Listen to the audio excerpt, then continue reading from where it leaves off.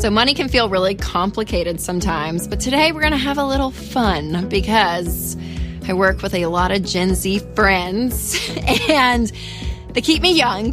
And they always are teaching me new lingo. They'll say things and I'm like, what are you talking about? Like, what is this language you all are speaking? So today I'm going to be ranking your financial habits using Gen Z slang. Get ready, guys. It's going to be fun. Make sure to like, subscribe, and share this episode with a friend or your cool teenage daughter so she thinks I'm awesome. All right, first up is mid. I'm going to do everything in quotes, air quotes, because I just feel like these aren't real words. So we got to remember our proper grammar here, people. Mid, it is mediocre. So it's not bad, but it's not great. So I would say the money habit that's mid is just only investing in your 401k and not exploring other things that are out there.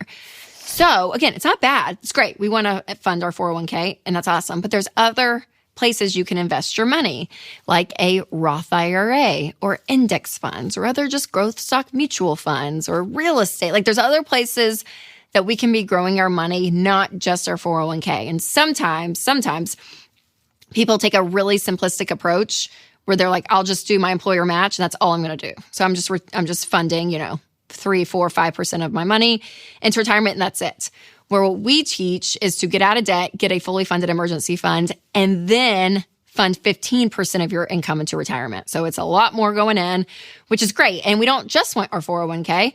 401k, a Roth IRA is great. And again, going beyond the retirement investing too should be a goal. So again, index funds or a brokerage account or other options out there are great. So just investing in a 401k, we're going to say it's mid because there's some other things you can be doing, but it's really good. So it's great. It's just very mid.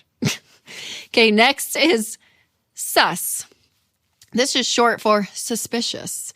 So a money habit that is sus is playing the credit card game to get points for traveling. So a lot of people love this. They love the credit card game. They feel like they're winning all the time and how great it is. And listen, do some people do it? Yeah, absolutely. But what we also see is a lot of people take one misstep and then they're toast. And it ends up becoming this snowball effect that takes not only their money because they're going deeper and deeper into debt, trying to get points and airline miles. And at the same token, it's taking away their peace. It's taking away their autonomy and they are playing games with the bank. So I'm going to say sus on this, even for the credit card industry, because the reason they're able to give out all of these points and miles and cash back and everything is because they make so much money off of people who use credit cards and don't pay it off every month and pay the high interest on it and everything. So, you're getting the luxuries and the benefits because other people are having to pay an insane amount of money that, on fees and interest where they're stressed and struggling. And then we get the benefits and the whole thing is sus. I don't like it. So you guys just use your debit card or cash, right? Put your debit card in your phone. You can do Apple Pay. You can pay on Amazon, all the things with a debit card. That means you are living in the present with your money, which is what we want right here, right now. You pay for it and it's done. You're not waiting on some bill at the end of the month. All right, term number 3, delulu, which is just short for delusional. And I'm going to say sports betting is delulu for me. A lot of people love it. A lot of the dudes out there are like, oh my gosh, all this. And listen, I get it. If you got like a fantasy football league and everyone puts in like $50, you're like, whatever. I'm talking more like those guys that it's a lot of money on the line. It's a lot. And it's so hard for me to understand it because you're not changing the game. You're not playing the game, right? If someone's like, Rachel, put money down to see if you can win a cornhole championship, right? And I'm going to know, I'm not great at that. So I'm not going to put as much, I have the ability to know what I'm going to do, right? I have some control in the situation. But these are 18, 19, 20-year-old children out there on a field that you don't know and you're putting all this money based on what they're going to do. And I don't like it. So if I'm going to gamble, I'm going to go play craps, maybe play the nickel slots. You know what I mean? I don't know. That's what I'm going to do. I don't understand the sports betting. I don't get it. So I'm gonna say it's delulu for me. All right, number 4. It's a positive, but queen. I don't know how they may say it higher. Go queen. Yes, queen. I don't know what the phrase is, but they love queen or king. And so when I heard this, I was like, oh yeah, if I were to be yes, queen, I would say that to someone who has no debt, someone that has a fully funded emergency fund, 3 to 6 months of savings in the bank. I would say that to someone who's funding retirement. If you're owning your home, I mean, there's a lot of things out there. And I'd be like, yes, Queen, you are killing it. You are above par. You're doing great. I love it. All right, number 5. It's all for my millennials out there, because this was one of the first terms that I learned, like, out there in the world. And then I used it, and I had people tell me that it's out now. And I was like, shoot. But it's the word chuggy, which I just think is the funniest word. So it's basically like it used to be trendy, but now it's very uncool, right? And so we could probably put a lot of fashion stuff in the chuggy category.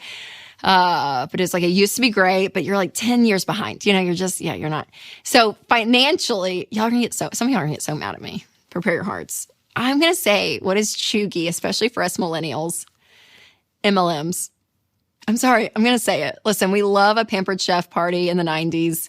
There's some jewelry. I don't know. They're all out there, but I'm going to say like it's 2025, like that's very, whether 90s, 2011 vibes, but we are past that. So I don't know. I would say just get a side hustle. Don't be reaching out to your high school friends on Facebook that you haven't talked to. And you're like, hey girl, I have been roped into some of the funniest conversations, not knowing that I was getting roped into it. And I thought, you are reaching out to me because you are part of an MLM. So I'm not saying they're bad or wrong. And some of you that do them are going to hate me. I get it. I know. But I just think they're a little chuggy. I'm going to say it. All right. Before I call out some cringe money behaviors, I do want to tell you about Christian healthcare ministries. Traditional coverage often leaves people to face big bills alone. So families need more than coverage. They need community. And that's why I love Christian healthcare ministries. CHM is a budget-friendly, faith-based alternative to health insurance, and they've paid over $12 billion in medical bills. You guys, that is faith in action. And with CHM, there are no networks, no insurance headaches, and programs start at just $98 a month. So y'all, CHM is where your faith and your finances agree. Go to chministries.org/budget to learn more today. All right, number 6 is cringe. Oh, cringe. So cringe. It's very embarrassing. So cringe. And I'm going to say the crypto bros, they are financially cringe to me. I'm so sorry, y'all. I'm so sorry. But man, they really take it on as a badge of honor, and they talk their big game and all of it. And I'm just like, it's just kind of cringe. Again, if they're diversified in their financial outlook, and maybe it's a small part of it, that's great. But usually if you're like in that world, you are all in. And it's just a little cringe to me. All right, number 7, it's a phrase, but the phrase is weird flex, but okay. So this refers to someone who thinks they have something to brag about, but no one else thinks it's impressive. So I'm going to say having your credit score in your dating profile is a weird flex, but okay moment for me. Obviously, I'm not on dating websites. I don't know, but apparently people put their credit scores out there. And I guess they're trying to show like, I'm responsible with money. I have debt, but I pay it, on time, and my payments are up to date. Like I'm doing good, I don't know. It's a good thing, right? And a lot of people chase this score as a badge of how great they're doing financially. But what's crazy is when you actually see how a credit score is calculated, mathematically, it has nothing to do with the amount of money you have. It has nothing to do with your net worth. So you could have a great credit score and not really have a high net worth, or you could have like $1 billion and no debt, and your credit score is going to be not determined because you don't have debt. So it makes no sense. So again, it's a badge of honor people carry around, but I'm going to just say, I don't get it, but good for you. Okay, number 8 is no cap.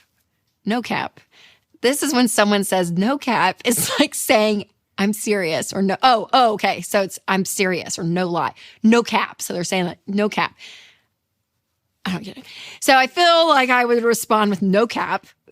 Someone questions my take on married couples combining finances. I'm saying I'm not lying, people. Yes, sharing a bank account with your spouse really does help you. It helps you in your marriage. It helps you with building wealth and creating a household where there is unity. So no cap. I can't do that one. That one's tough for me to say, but you know what I mean. All right. Number 9 is slay. Slaying, slay. So you are winning at life.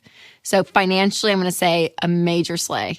I don't know if that's how they use it, but slay is a paid off house. For sure. No question. Hands down.